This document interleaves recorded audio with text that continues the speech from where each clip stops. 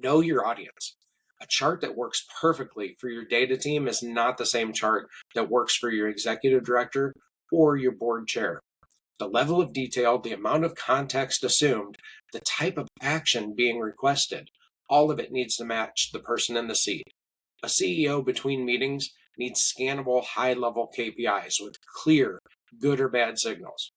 A program manager running a department needs granular trends, drill down capability. And designing that data communication for the wrong audience is one of the most consistent reasons that otherwise good data goes unused. So let me make this concrete for us now, because talking about a narrative arc and storytelling principles is one thing.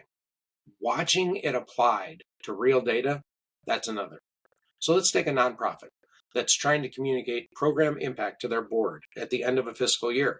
They have data on the number of clients served, the services delivered, client satisfaction scores, outcomes, things like employment secured, housing placed, credentials earned, depending on the program. That's a lot of data. Most nonprofits I work with put all of it in a table or a series of charts, and they call it their impact report. Here's what a data story looks like instead. You open with the headline number, the one that answers the question your board cares about most. Not all the numbers, the one.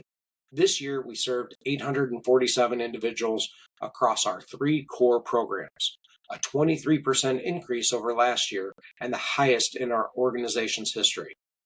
That's your scene setter. It gives the audience a reference point and creates immediate stakes. Then you introduce the tension. Not all 847 of those individuals entered the same way or had the same experience. Your intake data shows that the fastest growing segment is working adults between 25 and 40, a demographic that has historically had the lowest program completion rates.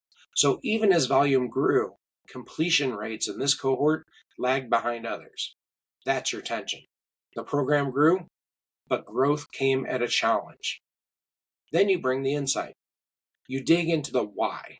The data shows that the working adult cohort had significantly higher rates of schedule conflicts and transportation barriers.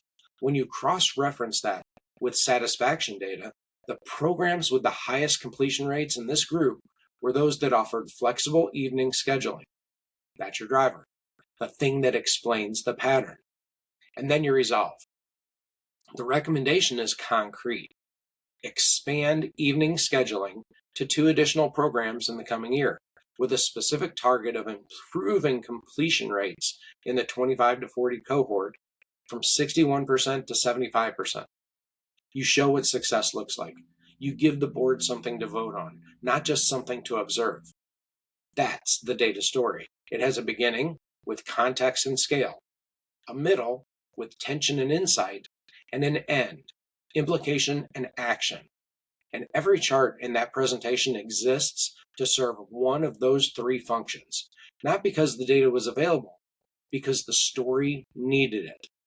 Now let's talk about the tools that bring that story to life.